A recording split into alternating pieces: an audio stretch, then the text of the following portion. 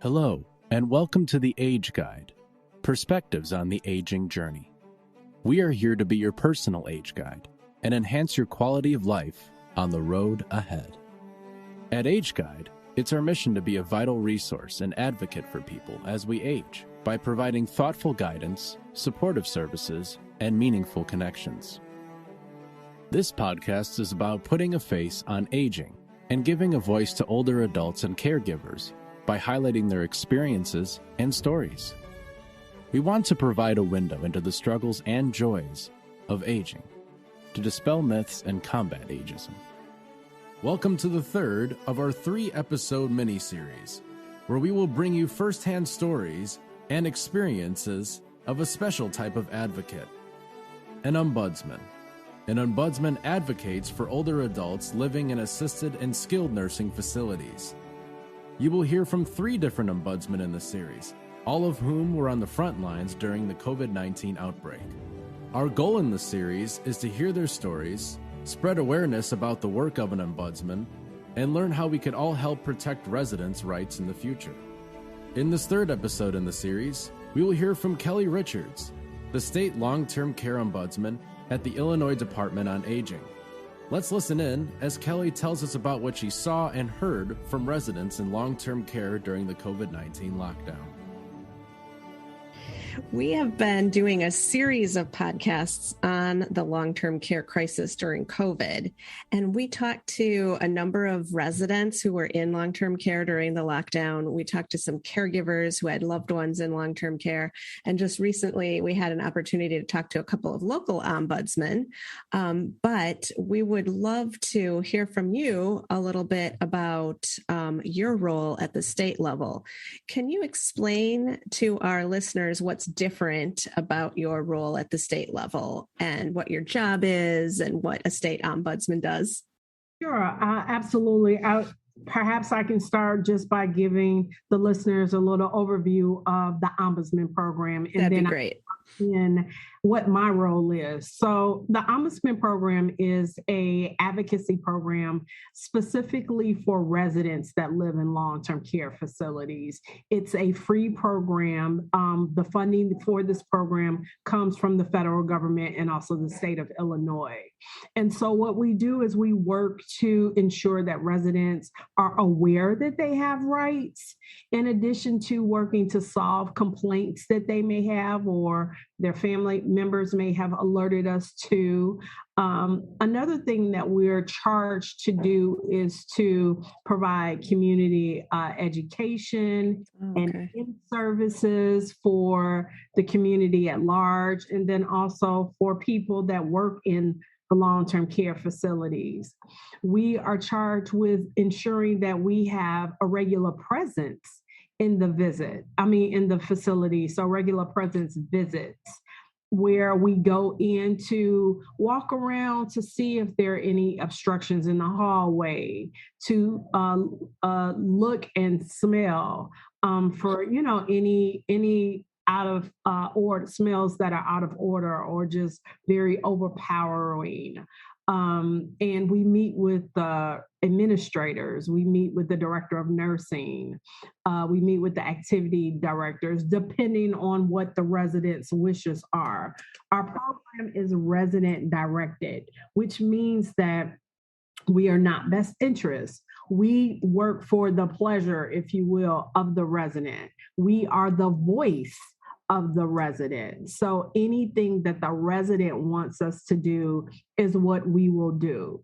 Confidentiality is the cornerstone of our program. So we cannot have any discussions. We can't go meet with anyone in reference to what is going on with this particular resident without the permission and consent of that resident. It's very helpful. Thanks for that background. So I heard you say lots of things that sound like they would have been very challenging during COVID. I heard you talk about regular presence. I heard you talk about doing community education and education for nursing home staff. I heard you talk about in-person visitation and being able to go into the facility to be the voice for residents.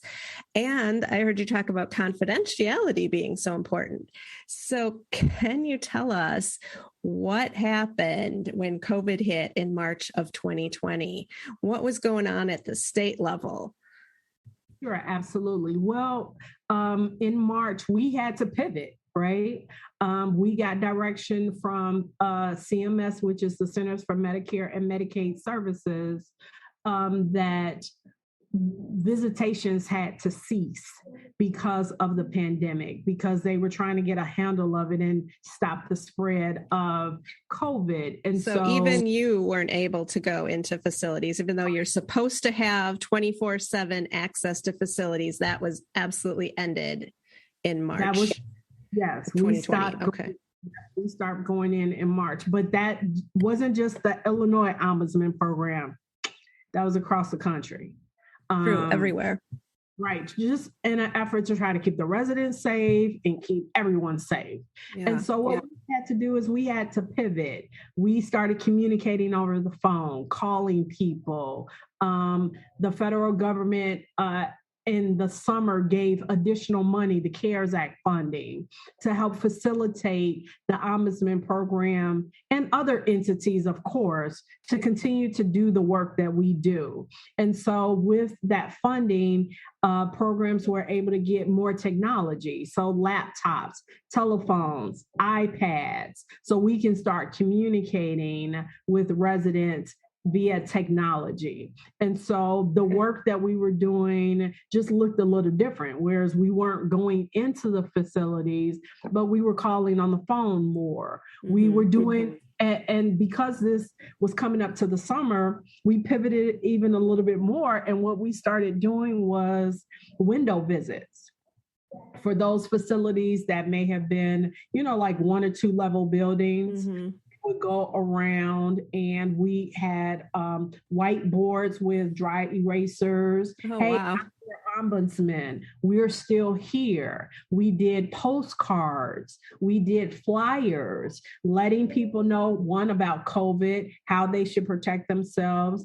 The Ombudsman is still here. You still have access to the Ombudsman. It just looks a little different.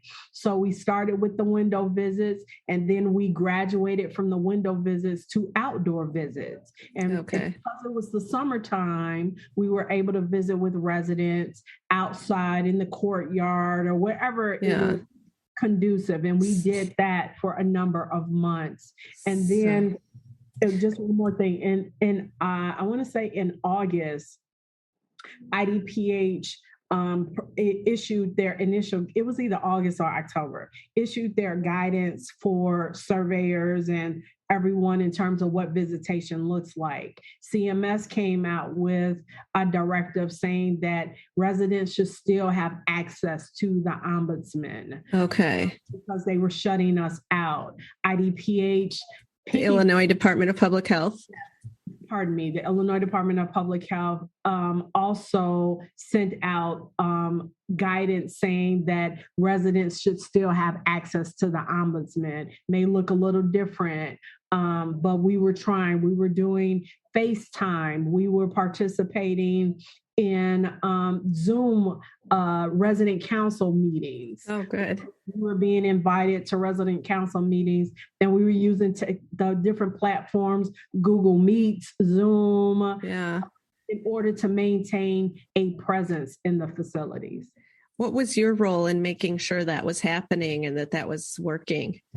Well, one of the things that I instituted right away is weekly touch-base meetings with the Ombudsman to make sure that any information that I had, I could disseminate out to them, because things were changing with COVID.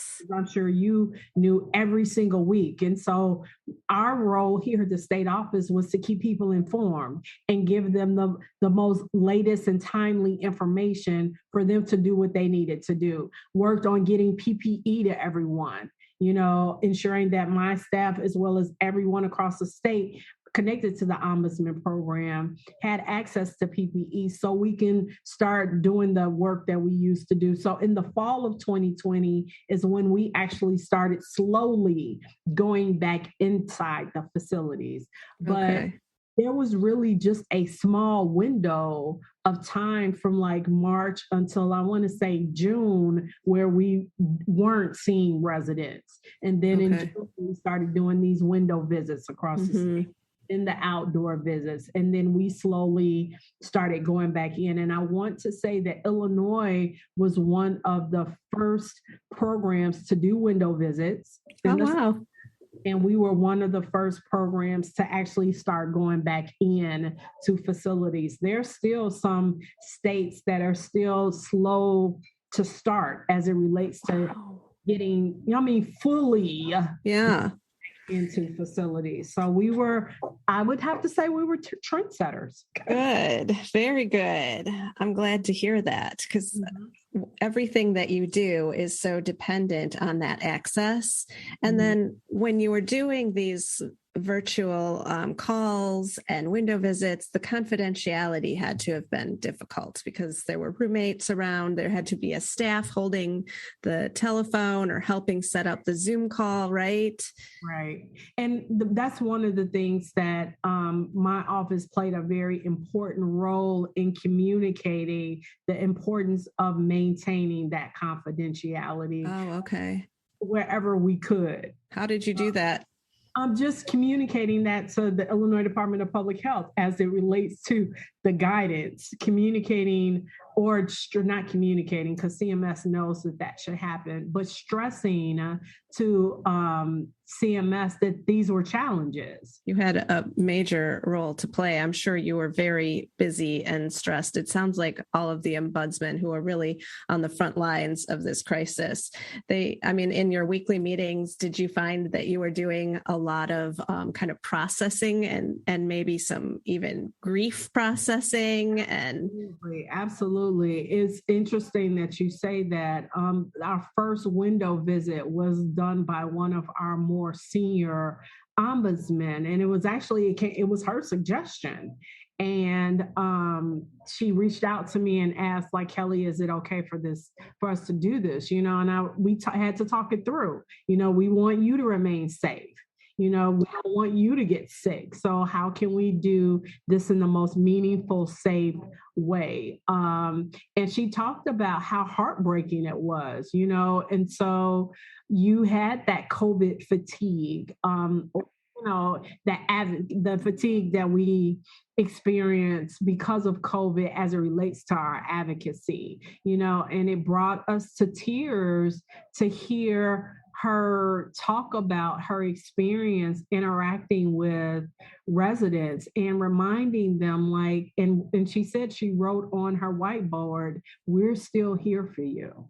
And she told a story of a resident who she had never seen before, and she ended up finding out from the facility that he didn't have anyone, no living relatives to help and come and support him.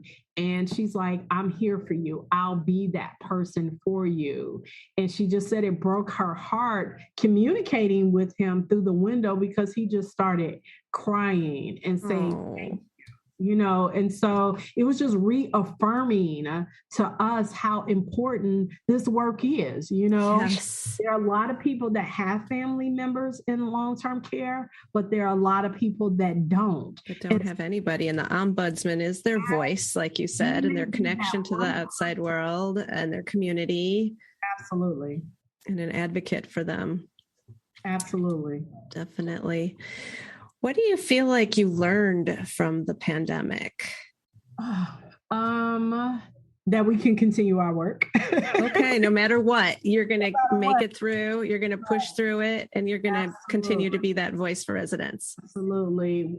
We learned that the effects of social isolation are real. We've heard some very disheartening stories and some very sad stories about people who have been isolated as a result of COVID, and the lessons learned is if we're ever in this situation again, there has to be some things that are in place to ensure that people aren't isolated, that there are opportunities for family members to be able to have some connection with the folks that they love. Yes, that social isolation. It's really hard to say if it's more dangerous to contract the virus or to be socially isolated for months on end. Right. Both are very significant. Yeah, we had just a really quick story of a husband and wife. Oh, that'd be great. That wanted to just hold hands, right? Oh. Married 60 something years. Husband was in this, one was in skilled, the other one was in assisted on the same campus. Oh, but they weren't in the same room. No. Oh no, what happened? They wanted to visit with each other, and we were called like to help as advocates, to try to convince the facility to allow them to just hold hands. I mean, can you imagine how powerful that would have been? And we received a lot of resistance from the nursing home because they were trying to keep people safe. Right. It was very much against their policy at the time. Right. And we're not clinicians, but my argument was, where's the humanity? Yes. I mean, we are protecting people to death, Yeah. This was husband and wife who need to see each other. Absolutely. Absolutely. So we kept pressing and pressing and pressing. Eventually it happened, but it took a long time. I mean, we were like, put up a plexiglass, let them reach their hand around. Right. Yes. Just trying to give all kind of different suggestions on what they could do. So more PPE would have been helpful too, if they could have worn like the full suit or something, but I don't think there was enough PPE at that time. Right. And, the husband and wife were like, we don't even care. Right. We'd rather get COVID than not see each other. Right. So those were the heartbreaking stories that would keep you up at night to know. Like, I could not imagine not being able to hold my husband's hand.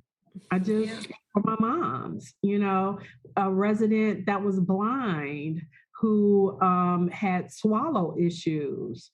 Her daughter would come in and be a caregiver for her prior to COVID. So that would allow the CNAs to do what they needed to do, because for those few hours that the daughter was there, mom was being taken care of, washing her hair or what have you, or a husband and wife, she would groom her husband and cut his beard. And so these are the things that I would say are important to residents. Yes. And they want to get their hair. You want to wash your hair, right? Right. You want to groom yourself. And so these were the stories that we carried to share to the powers that be, that, hey, something has to give. These people need that human contact. And so that's why compassionate care visits were so important. And that was a challenge for as advocates to get people to see how important compassionate care visits are. Can you tell us what those visits are? Sure. Well, initially people thought that they were just for people who were actively dying, who were in hospice and are actively dying, but it was much broader than that. For example, the story that I just told you about with the mother who was blind and who had swallow issues, that's a compassionate care visit that needs because mom needed to continue to thrive. How disoriented is it to not be able to see, having swallow issues, isolated, beginning dementia? I mean, she needs to get in to see her mom. So she reached out to me and told me her story. And I got right on the phone to the Illinois Department of Public Health and talked to their infection control folks and said, hey, here's a situation where you all need to get involved and talk to the facility to explain to them how important compassionate care visits are. Good. And were they able to do that? Good. Excellent. Wow. Good stories. Appreciate you sharing those. So, besides the legislation that did pass, and based on what you learned, are there any policies or other procedures that you would recommend changing or other things that are needed? Well, the visitation was the biggest thing, and staffing.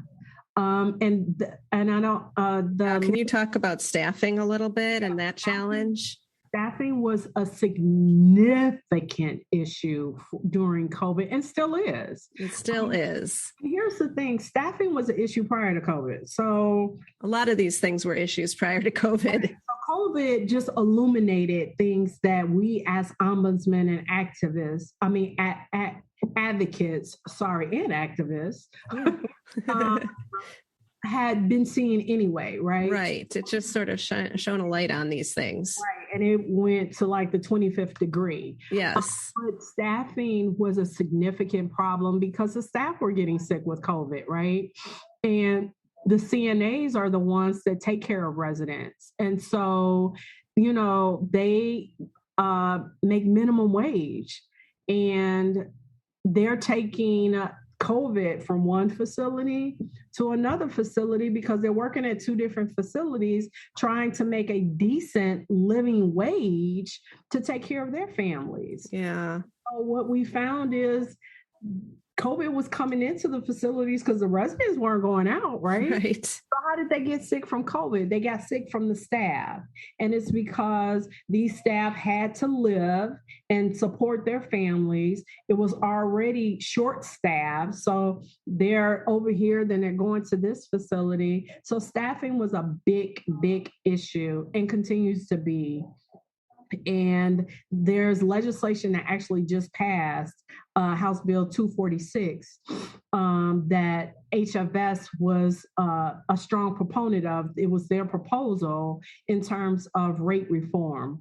And in that rate reform, and I don't know all the details, but there is a significant piece that addressed staffing and the incentives that the facilities can get and the CNAs can get for longevity. Right. So if I've been a CNA, and these are just arbitrary numbers, I don't know the exact number, but I've been a CNA for a number of years, I may be able to get a bump up in salary just for that longevity. Okay. That would be nice.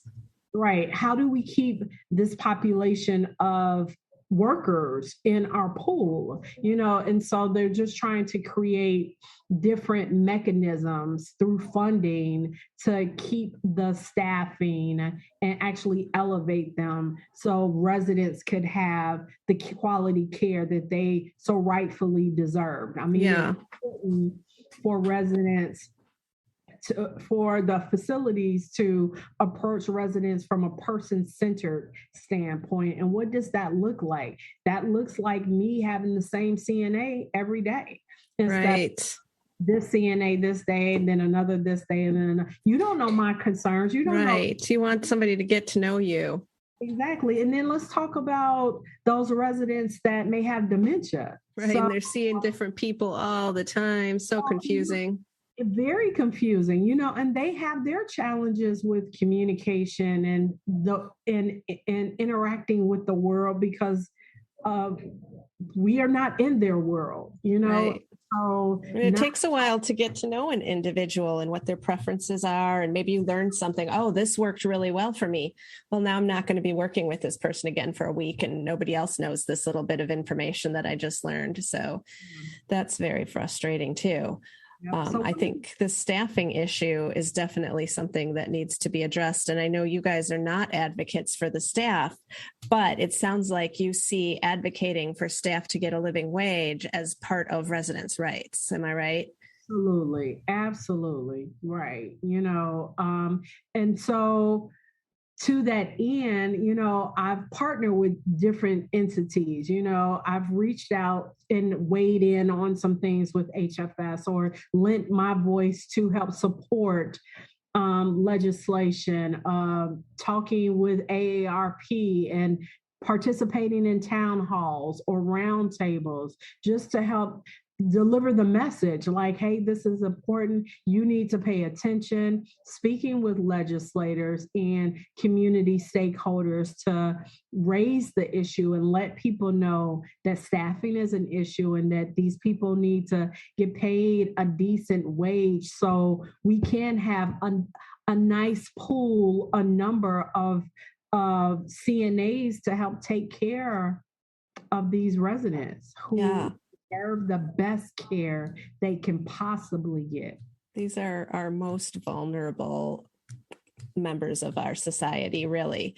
And it's not an easy job to be a CNA. It takes a really special person to want to care for these vulnerable populations. It's not easy. And I feel like we treat it like it's just, some low wage entry level job. You have to be the right kind of personality, have some serious skills in working with people to be able to do this. And we should acknowledge that with what we pay people. Right, I agree. Yeah. And there ended up being a strike that occurred during the pandemic in Illinois. In Illinois, right around Thanksgiving in 2020, 11 facilities in the Chicagoland area went on strike. I forgot about that. So then they had to bring in temporary workers, and I know some of the facilities are still using temp workers, which isn't ideal either. Right.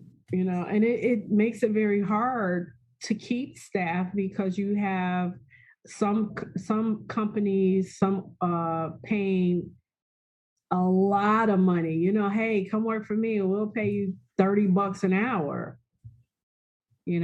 How can you compete with that? Right. Yeah, those temp agencies can do that, but then they come and go from one facility to another, and they're not consistent. You don't have that continuity for the residents. Absolutely. Right. You don't know what makes me tick. You don't know that I like to have ice cream right before I go to bed, or like me, I have to eat popcorn every day. You don't know. Yeah. Now that we've learned about our guests and who they are, we want them to walk up the steps, grab a microphone, and get on our age stage. This segment allows a soapbox-like platform to speak to the aging community on any topic they want to shine a light on. In this age stage, we asked Kelly to expand on the problems that already existed before COVID. We discussed what we can do as a community to address the ongoing challenges in long-term care that were so devastating during the pandemic. Let's listen in.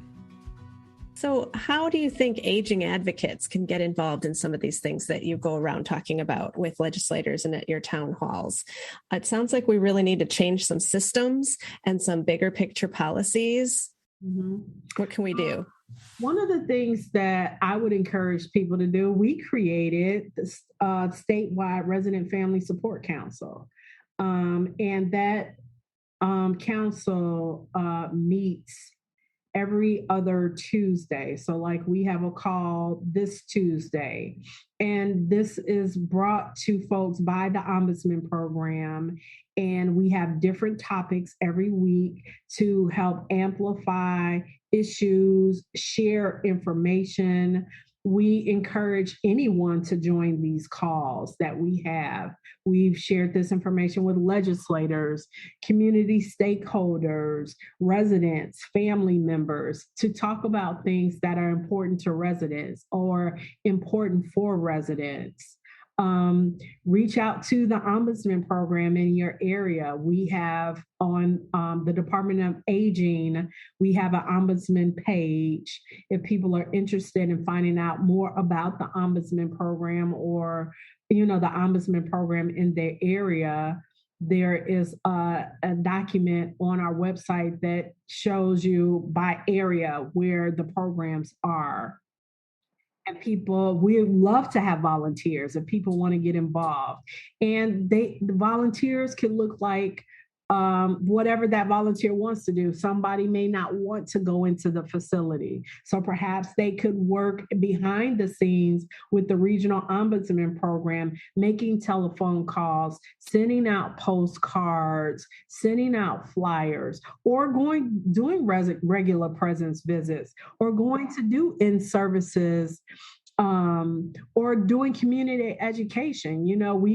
We were talking about just last week, the churches are untapped in terms of us going out educating people about the Ombudsman program. Our statewide initiative for this year, every year we come up with the statewide initiative around the work that we do. And coming out of the pandemic, we felt as a team that it would be important to kind of like reintroduce ourselves to folks. Because people may have forgotten about the Ombudsman program or didn't know about the Ombudsman program. And I'm amazed when I hear people like, man, I wish I had talked to you a month ago or last week. Our statewide initiative was to make greater awareness about the Ombudsman program. So be very intentional about having like this conversation that I'm having with you today. And so from the state office perspective, that's what myself and my deputies have been doing. We've been going to conferences. We're on podcasts. We're on Facebook Lives. Meeting with community stakeholders, senior advocacy groups, participating in these discussions, sharing information about regulations and laws with folks to educate them and empower them.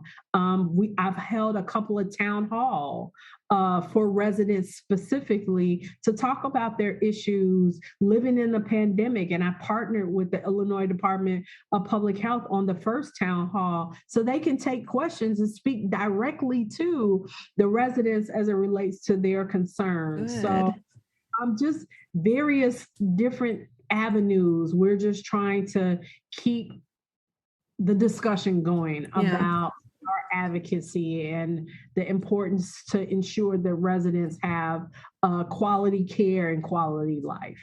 That makes sense. And it's one of those programs where you might not know about it because you maybe haven't really had much exposure to long-term care, or maybe never needed the Ombudsman program. But then all of a sudden, when you have a loved one in long-term care, or if you're in long-term care yourself, you suddenly need to know about this program. So it'd be good for everyone in the community to be informed about this program so they could be advocates. Absolutely. I want the Ombudsman program to be a household name. And to your point, even younger folks, those that are in their 30s and 40s that have parents that are aging. They'll have parents, right? They don't know, or themselves. A lot of people have autoimmune diseases, MS and lupus. Right. Or all it takes is one accident or something. Right. So, when we think of long-term care, we generally think of our seniors, but it's not just our seniors that are in long-term care. So it's important to educate younger folks. I had a friend that was in her 30s that had to go into long-term care because she had MS. She had a reaction so it's important for people to know about it, to know that there are people out there, the Ombudsman program, your nearest Ombudsman program can advocate for you. Yes.